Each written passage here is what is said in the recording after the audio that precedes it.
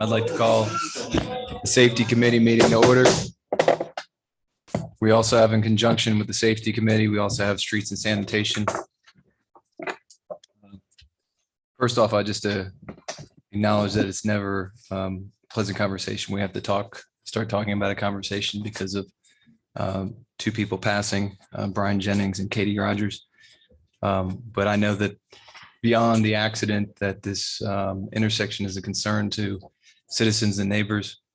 And so I felt that it would be important to have a conversation about that intersection. Are there any members of the public that would like to speak to the board about this intersection? Mr. Harvey. If y'all will please approach the bench, state your name and. My name is Penelope Rogers. And we are the family of the deceased. And I've sat there and I've looked. We can't bring our children back or our brother, but something needs to be put there. We don't want anyone else to feel what we are feeling. There needs to be a three-way stop or a lot or something there. Because I sat there and watched. I just sat there for an hour watching people come out of there and up the hill. And it really, something needs to be done before we lose someone else. I don't want anyone else to feel the pain that we're feeling. I just wanted to say that. I'm sorry. I'm sorry for your loss and thank you for sharing that with us. Thank you.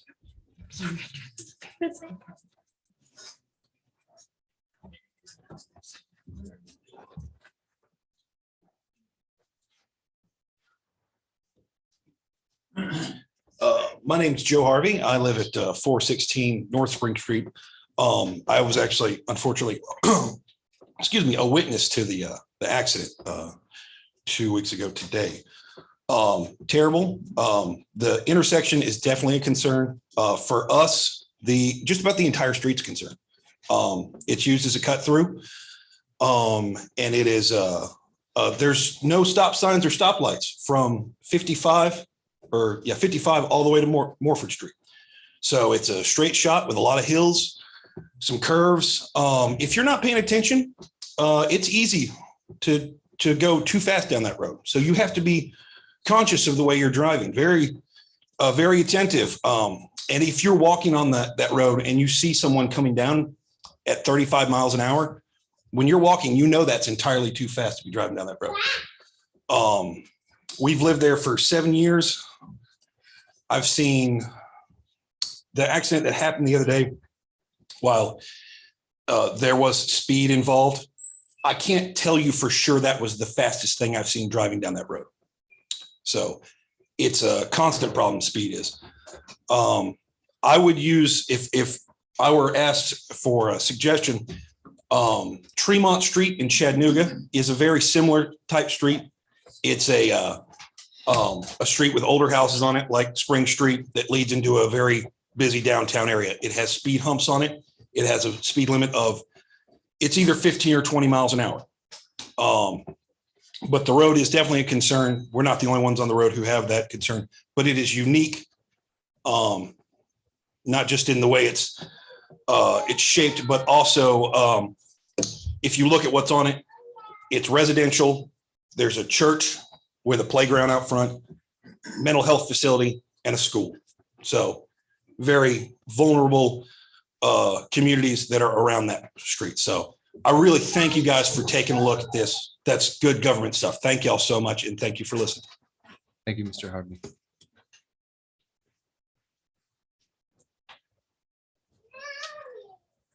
I'm Jeff Owens, the senior pastor at First Baptist Church there on 403 North Spring Street. And I was at the church campus when the accident occurred, and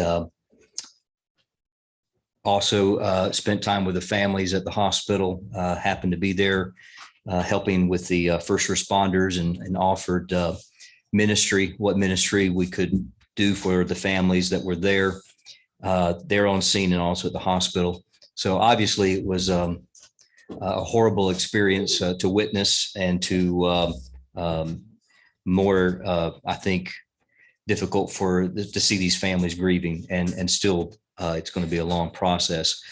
That said, I'll echo what has been shared earlier and add to the fact that we have campus facility just beyond Donnell on Spring Street. We have a student center that is wherein we had a member of the church actually donate the funding to put up that LED crossing that is there. That was paid for by the church and installed with permission from the city, I assume.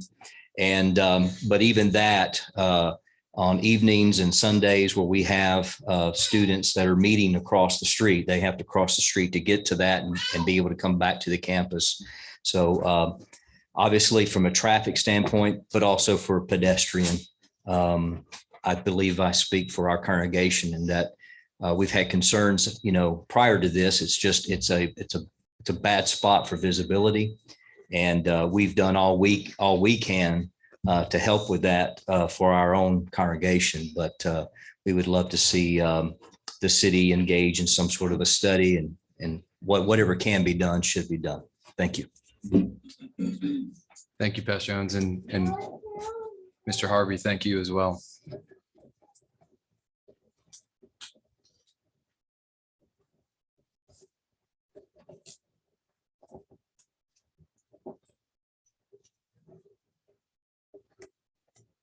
Any discussion from the committee? Yeah, I've got a couple of things, and we were talking about them before this meeting started about, what can we do immediately? And one of the things may be using our either PSA units, or if that's the wrong time, to use a regular police cruiser to be there when church is in and out, but that doesn't take care of the problem on a normal basis. One of the things I'd like to see maybe is a flashing yellow light there, short of cutting the street down 2 or 3 feet. I'm not sure how else you get that blind intersection unblind. If we could put a yellow blinking light up there internally, could go up this week or next week, this week, something like that. But that's I don't know if that's a permanent fix or not. And you're right, there's no, from the bypass to Mofford Street, there's not a intersection there that has a stop sign. So I catch myself coming down Rebel Hill, gaining speed. I have a comment too, just on what I've seen on the Post Road, Sunset Drive area that we've been talking about, excessive speed on Post Road. Chief Mosley, your patrol officers have been doing a great job. They've been stopping a lot of cars. I don't know how many tickets have been written, but that is 75% of the Daytona 500 no longer runs on Sunset Drive. It's very rare. As a matter of fact, I can sit in my living room and hear somebody going fast and go 1, 2, woo.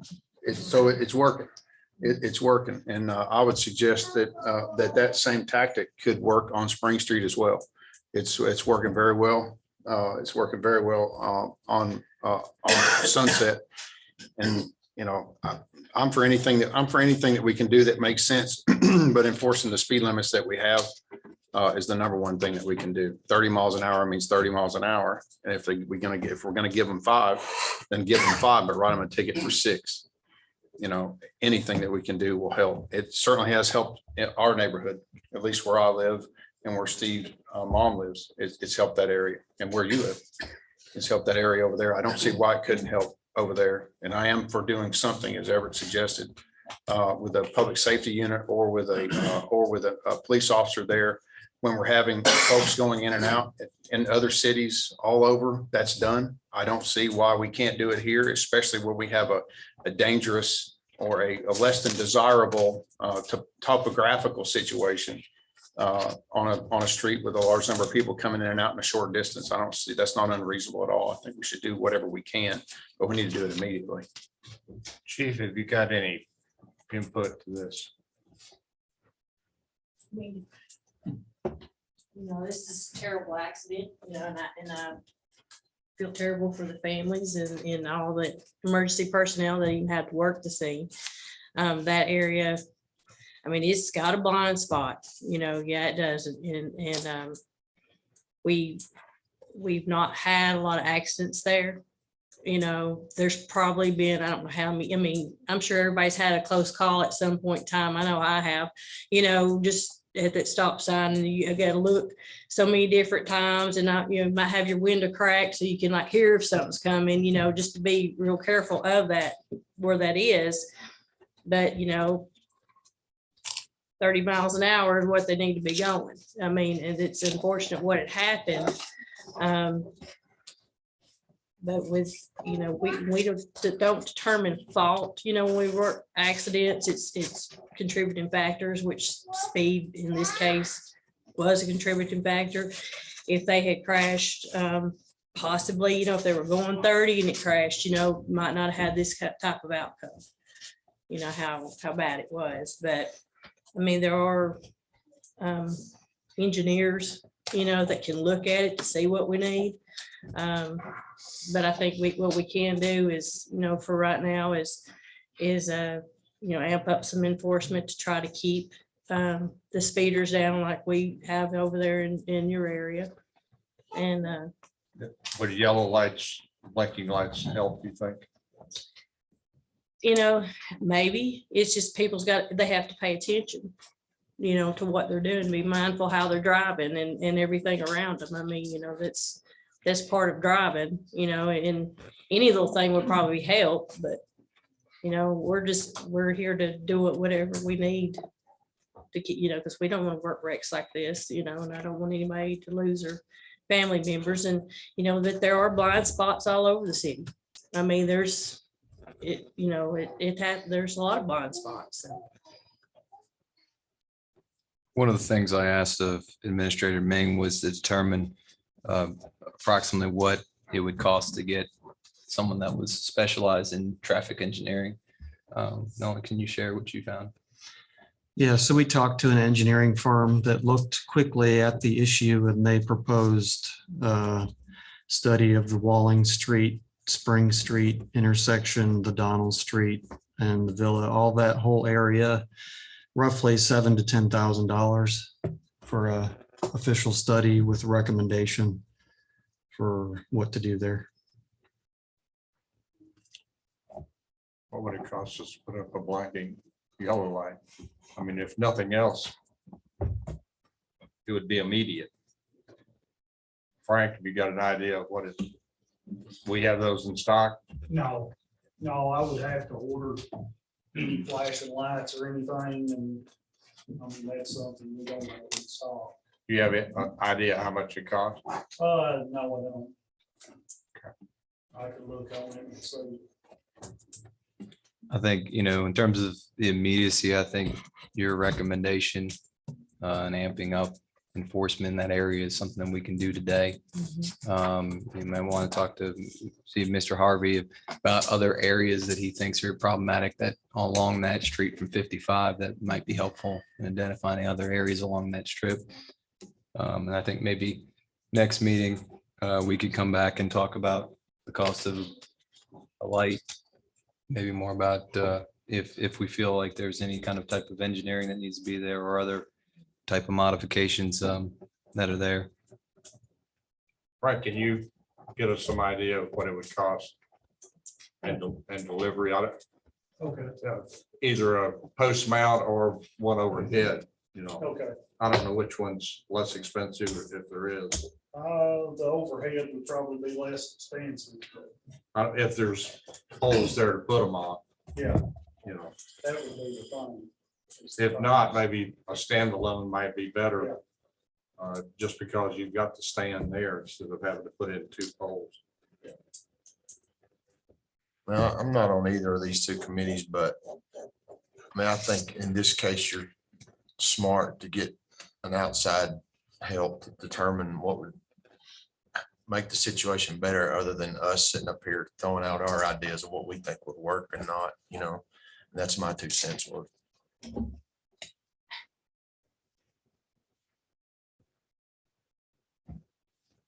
I don't disagree with that. I don't disagree with that. Well, at least, Yeah, I'm not saying don't do something temporarily. yeah, I mean, I'm not, again, I'm not saying that we shouldn't do something like that, but that could be fairly quickly, hopefully. I don't know what the delivery time is on something like that.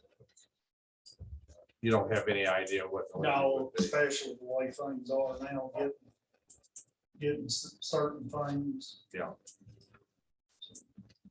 One from the state or county. I don't know if that, Okay. just said, right. You might check that one too. Yeah. We'll plan for a follow-up committee meeting to discuss further intervention, but Chief, thank you for your efforts. Thank you. Anything else to come before the committee? We'll stand adjourned. Thank you all for coming and sharing your experience. 7:01, so we're going to have the regular session. Anybody like to say fine? If not, understand. The mayor is ill tonight, so I guess I'm the next guy standing. Pardon me if I don't get everything correct.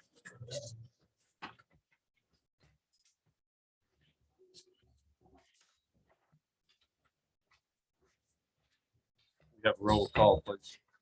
All the board members were present except for Sally Brock and Mayor Chastain. Okay. Consideration of minutes. Do we have a, is there any additions or corrections to the minutes? Not, do I hear a motion to approve? So moved. We have a motion and a second. All in favor, say aye. Aye. Opposed likewise. Recognition of visitors.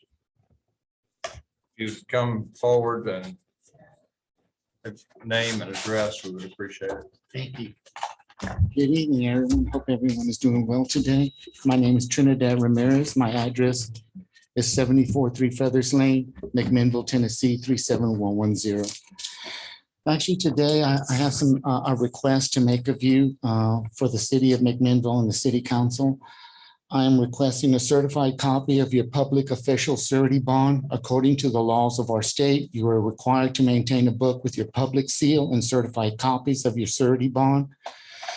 If anyone requests a certified copy of your bond, you're obligated to provide that person with a copy. And if there is a fee for that, I am prepared to pay for that. Also, I just have a question for all of you. And then I just want to leave some paperwork on the emergency that we're in as a national emergency. And my question is, have you all read the Title 18 that I served you all last year? Any of the city council? Have you all read any of the documentation of Title 18 for treason and our Constitution? Mr. Mayor, this is not a forum to ask questions. It's a matter to give your opinions on Okay, certain things. then am I to receive your tacit agreement that everything I sent last year is correct and true? Is that what you're telling me? I have no idea what you asked for. We have to go back Yeah. and look at the No, record. see, all I'm trying to do is, in my position, is protect our Constitution.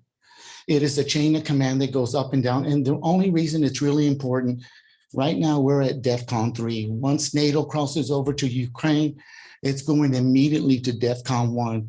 And are you all prepared with your EOCs to protect our children in case a nuclear event happens in Washington, D.C.? I want to share with you, working for the Department of Energy, Tennessee is a high value target because of the nuclear activity that we have here. This is stuff I used to do every day for every one of you all. That's why I brought these NEFs that you all are supposed to be aware of, because you're supposed to have information here so that when we come in and have questions, we know who the regional director is for Tennessee and the other states connecting. It's really important that the people know that we're going to be safe in a nuclear event. Now, there are things that are happening, and I just want to make sure that we are protected. That's my only intent. I love every one of you, but you all don't have the background that I have, the skill that I have working with the highest level classified with the Q clearance. There are things that I know that should operate with protocol to come on down to protect all of us, because we, the people, need information too. It goes up the chain and down the chain. And they're just not giving it to you. So I want to just, that's all I have to say. Just, this is for you all. You all need to take a look at this continuity, because this is how your government runs. These are laws and protocols that are not being done by the city. And how are we going to be protected? Could you Just please simply- give those to our legal No, counsel? these go to you. These are personally for you to take a look at. You don't to the legal team at all. They've submitted nothing to me, and they've kept me in the dark all this time. You know, I'm a veteran, a disabled veteran, and my way of communication is way different. And all I'm asking, don't discriminate against your brother that already fought for you. My brothers that have died and sisters that have died, there's no one to speak for them. And we're here to take care of everybody. I'm just bringing you valuable information about MEFs and NEFs that you all know nothing about, that should have came down from the federal to the state to the county, and I don't see it. There's something very wrong in the system.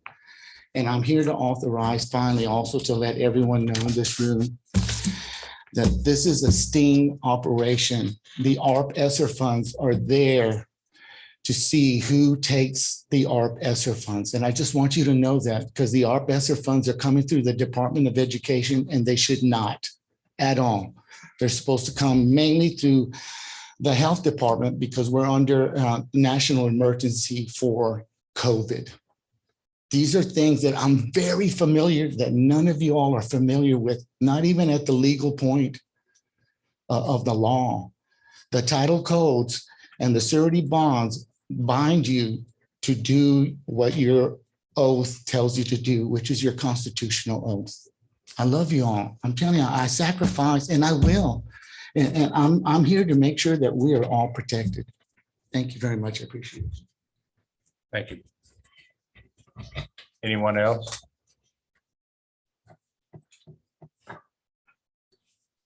Seeing none, have a recognition of employees. Does anybody, any of the department heads like to talk about it, their employees? We have a couple of new employees in our department, one of which Arson Horton was here with you guys at the last meeting, and then also Mr. Robert Mathis, who's come over from the Water and Sewer Department. I think that they are hitting the ground running excellently, and I really want to publicly state how well our team, our staff has been training them. They are up to speed because of our long-term staff and helping them get familiar. And so I really want to make that known tonight. I really want to thank Rebecca Roach, Katie Smart, and Linda Bassell for all of their efforts in getting Urson and Bob up to speed, because they are the reason that they are doing so well in our department today. So thank you for that. Thank you, Dave. Anyone else? Not, we have any communications? Unfinished business. I would like to add something under unfinished business. We talked about at one time back several months ago about looking at some of the parking spaces that are set up for unloading trucks that are not even being used. And one like right over in front of our council's office, that where it used to have trucks pull in there, which they don't have anymore, still has a commercial unloading sign. I know that the one is not being used up by Tops, because every morning when I come through there's a truck parked in the middle of the street instead of using that. I don't think he can get into it. So I'd like to keep pursuing that if we can change, if we can get a recommendation of which ones we need to get rid of and which ones, we could convert into parking spaces. So, The ones up, ones you're talking about up the top. yeah, I would recommend to leave that one, loading zone. Just the fact that pulling out of the courthouse on the main street, mhm. there's a limit of vision there. And if you use that as a parking spot, it'll be full all the time probably. And the vision of pulling out there. It's hard to look around a truck too. Yeah, That's parked, Yeah, that's I know. parked in the middle of Yeah. the street. yeah. I mean, we have the same thing out here, right out front too. But they normally unload 6 o'clock in the morning. Yeah. At the barbecue place, but that one, it is hard to see pulling out of this courthouse. This one over here in front of the old hard roads. I would recommend to take it, make a parking spot out of it. Is there any others? There's one up there in front of the DA's office we could use. Any of them that if y'all want me to, if I feel free, but I mean, they could be changed, I'll change them. I don't. Do we need a ordinance to change that? No. We wouldn't. No. I don't know. Does anybody else have any comments about that or negative, positive? We gained a couple of spaces, I mean, I think it's a good idea. Yeah, Sit they'd empty most be, of the they'd be time. 3 or 4, maybe 5 or 6 around all over. Well, we're always getting hit about not enough parking spaces. We definitely want to take Frank's advice on the one over here in front of Stanley and Bratcher's office, because that's a hairy spot right there.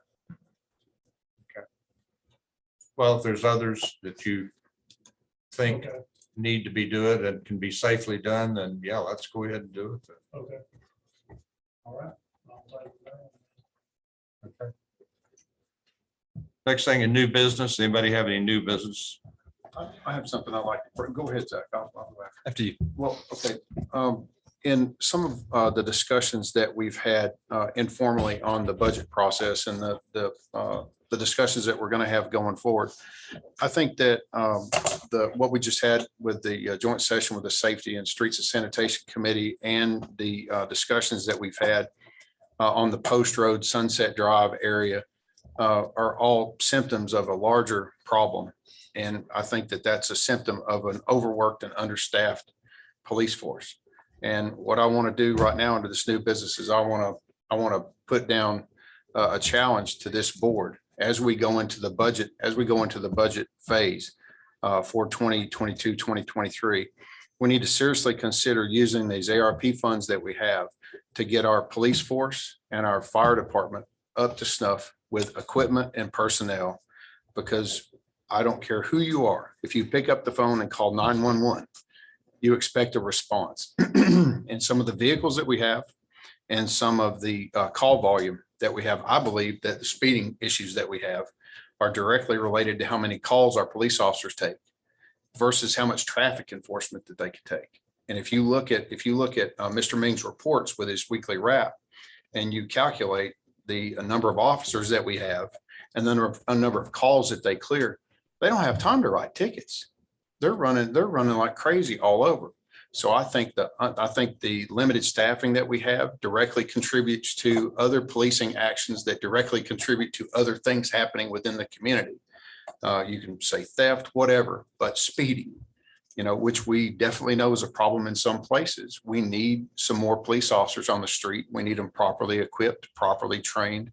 And that needs to be job number one, in my opinion, for this board for next year. We have some funding available. We should use that funding and take care of the needs of the police department and the fire department before we do anything. We should do that. And that's all I have to say about that. One comment I might make is that the finance committee sat down with HR and the people that did the study on our compensation for employees. And it was an eye opener, to say the least. And one of the problems we're having, because we can't fill all the police and firemen positions, is because they're grossly underpaid. And that's one of the things that we're going to have to address. I've already talked to Mr. Ming about that we're going to have to address when we deal with the budget process. And so I agree with you. Well, I concur with what you're saying, Mr. Brock, but there was also something that I noticed that I think is not unnoticed by our rank and file employees, that if you looked at that study, you would see that the people that are closest to the and the highest percentile of median pay, generally, the closer you are to City Hall, the closer you are to getting paid the average median pay. So I was in a meeting not too long ago with a guy that owns a pretty large bank, and he was having problems trying to justify raises for the people at the top of his scale when he had so many people below the scale. And this was a roundtable meeting with other CEOs. And what we suggested to him was that the people that are really close to where they should be, that those salaries should be frozen. And then whatever normal COLA, cost of living adjustment, whatever the standard deal is, if it's 3% or whatever, we should take that money at the top, or he did take that money at the top and apply it to standard raises that they would get every year, and then add to that to bring those people. So there's not such a disparity between the people up here and the people down here, because most of the work is done by the people that are lesser paid. And that study shows that very well. And I think that we should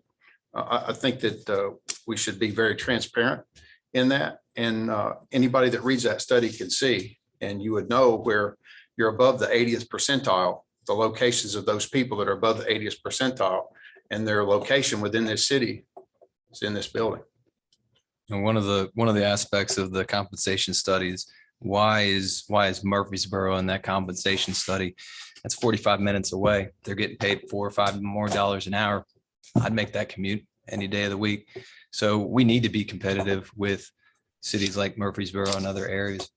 So I think, I think we're sharing the same sentiments that that's the reason why the study was done. It was an excellent idea. We've got the data. I think now we need to come up with a strategy to get it done. Agreed. But it doesn't need to just stop with payroll.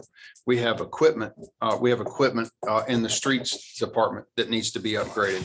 We have equipment with the fire department that needs to be upgraded. So it doesn't need to be just salaries. We need to look at the people carrying the tools, as well as we need to look at the tools. Yeah. I mean, I'd like to think that this budget process, we can put our people first, and then we can come into, equipment that needs to be done, and then, additional projects that need to be taken on. But I think that putting the COLAs and the steps first for our employees, because they're the number one asset in the city. Absolutely. The other thing I'd like to bring up is the fire department, the police department are reviewing their operating procedures. And I'm recommending that they do that every year during the budgeting process. New equipment comes in, new procedures need to be laid down. With ordinance 1831 that I would imagine is going to be approved tonight, there is a disparity in the employee handbook. When there is conflict or issues in a department, it goes to the department head. If the department head's involved or can't resolve it, it goes to the city administrator. The way we have the 1831 set up, it does not allow for the employees of the finance department to have some structure for resolution. So I would recommend to the board that we empower our human resources director to review the entire employee handbook and decide where some modifications need to be for continuity and to bring it up to date. I don't think it's, how old is the employee handbook? We did some modifications in 19, but it does need to be reviewed and updated. So- And part of the compensation study is a new pay policy. So I would like to, for the board to consider empowering Libby Rutledge to do so and give us some recommendations on that. I think we can do that without having to vote on it, but yeah, if it needs to be updated, sure, it needs to be updated. So, there's gonna be a lot on Libby's plate. The other thing I was getting ready to tell you is that she's going to have the people in that did the study so that people that were not in the finance committee and weren't there can ask questions that, find out and see what the problems are. So we're setting that up for May sometime, I think. And we want to do it as quickly as possible because budget time is upon us. And the numbers probably reflect something that we're not going to be able to tackle in 1 year. But hopefully we'll have a plan, or we will set up a plan to do it over 2 years or something like that. So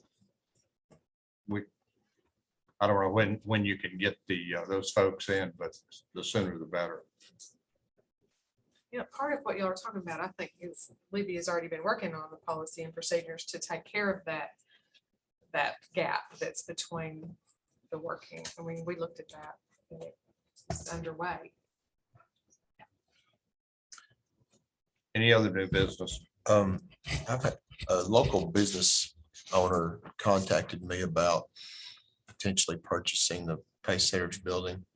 And without getting into specifics about that, I just think as this project gets closer and closer, I think there's going to be more and more people that are going to come to us and be interested. So I just think we need to start maybe considering possibly what we want to do. I know there's been talk of us keeping it, using it, or potentially selling it. So I think there's going to be more and more interest in that property once it gets closer. Yeah, I think it's going to be a lot more interest once they extend the road to Magnus Drive. But, yeah, but if somebody's interested in it, I just talked to David. Any other new business? Okay. No, we have no resolutions. We have 3 ordinances. Ordinance number A is ordinance number 1829, an ordinance of the city of McMinnville, Tennessee, to change the zoning classification of a property located at 887 Bobby Branch Road from R1 low density district to R3 high density residential district, and to express the time for this ordinance to become effective. Second and final reading. Any more discussion? Seeing none, let's have a vote. Oh, I'm sorry. Excuse me. We need a motion and a second. So moved. Second. Any other discussion? Sorry. Not, we'll have a roll call vote. Stacy Harvey, Aye. Zach Sutton, Aye. Everett Brock, Aye. Steve Harvey, Yes. Rachel Kirby. Yes. Motion passes. Ordinance number 1830, an ordinance of the city of McMinnville, Tennessee, to change the zoning classification of property located on Bobby Branch Road from R1 low density district to R3 high density residential district, and to express the time for this ordinance to become effective. Second and final reading. Do I hear a motion? So moved. Second. Any more discussion? Have a vote, please. Steve Harvey, Yes. Stacy Harvey, Aye. Everett Brock, Aye. Rachel Kirby, Yes. Zach Sutton. Aye. Third ordinance is ordinance number 1831, an ordinance of the city of McMinnville to repeal in part and amend chapter 3 of title I of the municipal code of the city of McMinnville, Tennessee, which outlines the city recorder position, to develop the position of city treasurer, and set the date this ordinance shall become effective. Second and final reading. Do I have a motion? So moved. Second. Any other discussion? We have a vote? Steve Harvey, Yes. Rachel Kirby, Yes. Everett Brock, Aye. Stacy Harvey. Aye. Zach Sutton. Aye. Okay, departmental reports. What have we got? Anybody want to make a departmental report? Justin? Good evening. Just wanted to update you all briefly on what's going on at the Milner Center. This weekend, big weekend for us. We have a softball tournament going on 2 fields in conjunction with an Easter egg hunt that will be taking place from 9 a.m. to 1 p.m. On Hoover Mill Rainey and the Jungle Gym, also in conjunction with the car show. The car show, I was spoke to Mr. Parson this morning. The Shining for a Cause benefit car show. There's about 250 cars, trucks, and hot rods that are going to be attending this. 4 food trucks. Lineup's going to start around 9 a.m. The event's from 10 to 2. So I would encourage anybody and everybody to stop by and check it out. Weather should be good, be a great event. Obviously, free entry into the Milner Center. So we should have a lot of people walking through and checking that out. We're also working on a free baseball clinic coming up the end of this month. Terry Beard has coordinated that with the Warren County High School baseball team and softball team, possibly. He's also doing a canned food drive. So those that come to the event will donate a canned food item, and we're going to take that to our local food bank. So it's free to the public. Just bring us a canned food, and we're going to do that. Our baseball and softball league hopes to start next week. As far as the park theater, they're having Easter in the Park this Sunday. That's hosted by Christ Community Church at 10:30 a.m. Everybody's welcome. It is free. April 23rd, we have the Gene Watson with special guests, the Hutchison brothers, coming to the Park Theater at 7 p.m. And I'm going to go ahead and throw it out because you're going to hear it. We're working on the McMinnville Spartan Deca Mile race for May 21st. Brandon Eckel from Carbide CrossFit. I spoke with him today. We're working on promotional materials such as banners and flyers.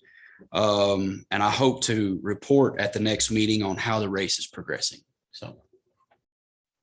And just to add a few things to that, you just had the Children's Advocacy Center Gala, which was a huge success. And then the chamber event was also there, which was also a huge event. And one thing about the Spartan race, it's a big deal because if you've been to any of these big races around, this is a qualifying race. So people look for those. They look to come so that they can qualify for the next level, which I think is like up in New York, something. New Jersey. Mm-hmm. So this is a qualifying race in this region. So people will come to this, and it could be big and be a yearly event, which will bring, I don't really know how, it could be really big. So really excited about that. So go out and do it. Sign up. Have you talked to Ms. Owens of the TDB? She reached out to me today. We have a All right, meeting set for the 25th. I don't want to get into that, but she was going to call you about that, so I didn't know. She did. Okay. Good enough. Yep. Thank you all. Any other department heads?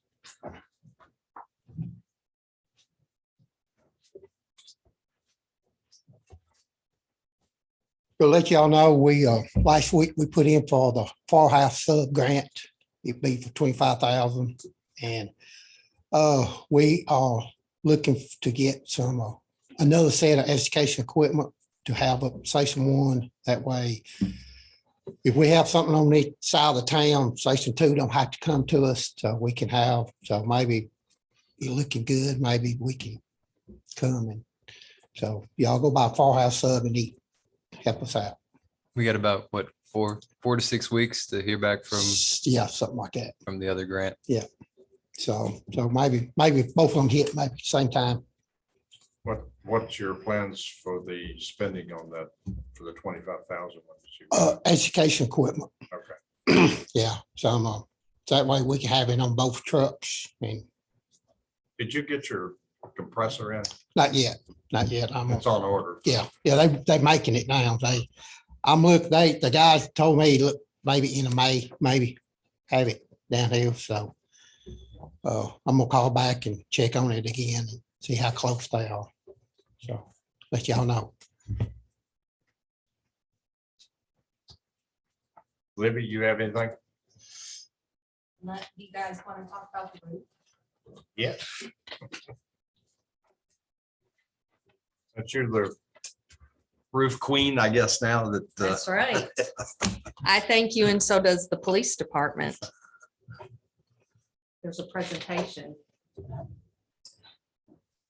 And we do have Jason Cripps here also. We do, but because he can probably speak better to what happened.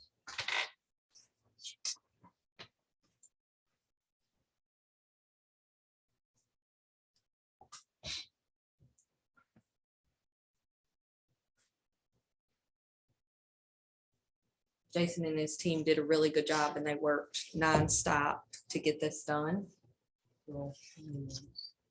So the first thing we did is evaluate the roof. We did remove anything on the roof that wasn't in use, and we covered the holes. So chimney, that big hole up in the top left, that was the chimney they took down. And a couple of vent and a frame for a heating and air unit. What we found, so that's what the vent looked like on the far left. Apparently, we really didn't want the vents to move, so we concreted them to the roof. So we had to kind of chip those out. And then the very last picture shows the final, what it looks like now. Much better. So as Jason got into it, there was a metal plate around the edge of the roof. And as he took that up, we realized that our wood looked a little damaged, so it had to be replaced. The bottom shows the wood that's replaced in the roofing. And do you want to explain that metal plate? He took me on the roof. We leaned over the roof and I saw it, but he'll probably be able to explain the purpose of it. The drip edge that goes around, there's essentially for lack of a better word, a 7-inch parapet wall that goes around the perimeter. And the roof is tapered where all the drainage goes to the center of the building. There's 4 drains up there. But what you're looking at, I don't have a pointer, but this is the drip edge. You can't see the roof part of it because it's covered with a cover tape there. But the galvanized portion that you're looking at actually comes down and covers what would normally be a brick ledge. In this case, it's the facial rock or whatever you want to call it that's on the out facade of the building. But this had, when it was originally put on, it actually held water. So it leaked quite a bit. And there was a tremendous amount of caulk there. So I talked with Nolan. And so we incorporated our drip edge to come down and cover that ledge. And that ledge now actually has a little bit of a slope on it so that the water drains off and it doesn't just sit there. And of course, there's no fasteners or anything on it. As you can tell, the wood around the perimeter of it was pretty much deteriorated. There were, some good wood there, but well, I'll let you go on to the next slide. The fasteners. This is the, I took a picture of this because these 2 fasteners here, the galvanized fastener and the one up on top are identical. One's the old, one's the new, but that's how much water and deterioration had gotten in the roof. It had just disintegrated the old fasteners. And of course, you can see in the bottom left there, you can see the new insulation and the new wood. This is there's by decorative design or whatever, when the architects laid the building out, these columns actually come up above the roof line in the front of the building. So when you're looking at them from the roof, you don't really pay much attention to them, but that created a leak problem, as you can tell in the top up there. They had all been leaking.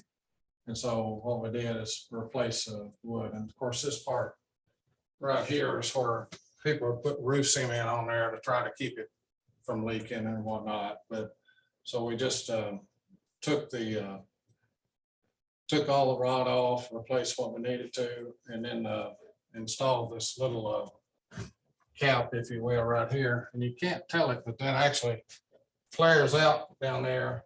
Before, the water would run down this little wall and run straight on down the building into the windows, and they had a lot of leaks there. So it did a little kick out right there, if you will, back out onto the roof. That's the elevator shaft, the old elevator shaft right here. As you can tell, I don't know if you can tell from that picture, but it was a pond. The drip edge that was around it actually had a lip on it to prevent any water from draining off. So once the water got there, it just stayed. So we took all that off. And then, of course, this is the new product, the final product, if you will. Doesn't look crisp and white because you have to go constantly from the old roof to the new, and so you get it dirty. But it is that's the new elevator shaft. That little dark spot that you see around through there is actually a primer that you have to put down before you put the cover tape down. And this is just actually the air vent for the elevator shaft right here. That's a very restricted area right there. That's for the two Harveys, it's essentially a 2 square area. It took 7 guys pretty much a day and a half to go in there and tear all that out and get it. It's not a very big area, but it was very detailed and very slow to work around, taking the signs apart and getting all that back in there in a timely manner, so that when we have a rain, we don't have a problem. So, and this over here on the left is just the roof, the decking and everything. The decking was actually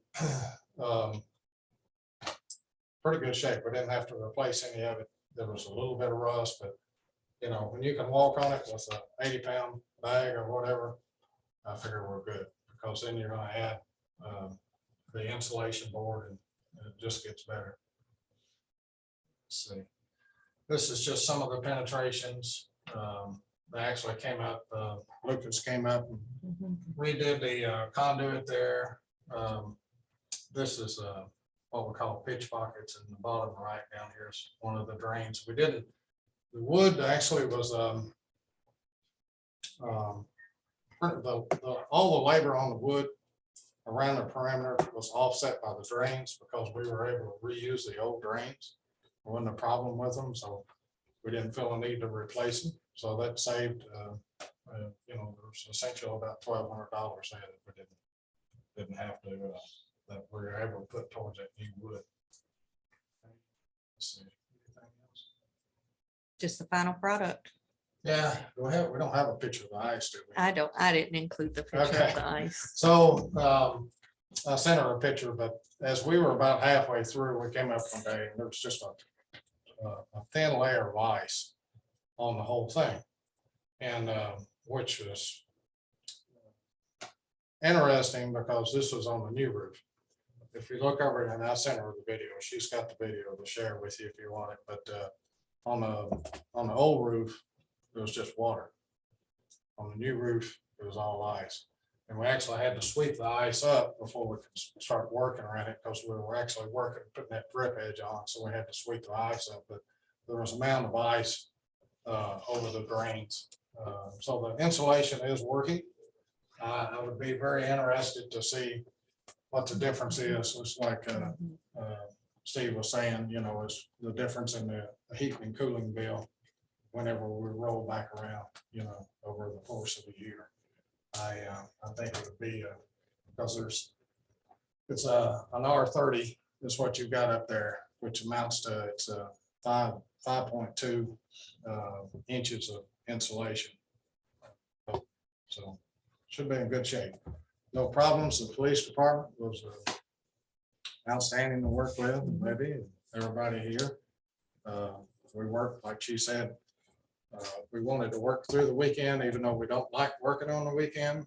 But and I'm sure some of you understand this, but pedestrians don't do a very good job of following the signs or not, walking through some guy was sitting down here on the park bench when we were working on the elevator shafts right above him. And so, it was a challenge to keep everybody out from underneath us, but it worked out well. So. Anybody got any questions? Thank you, Jason. Appreciate it. Appreciate it. Anybody else got anything? We will be closed Friday for Good Friday. Okay. Council? No. Any other announcements? If not, we're adjourned.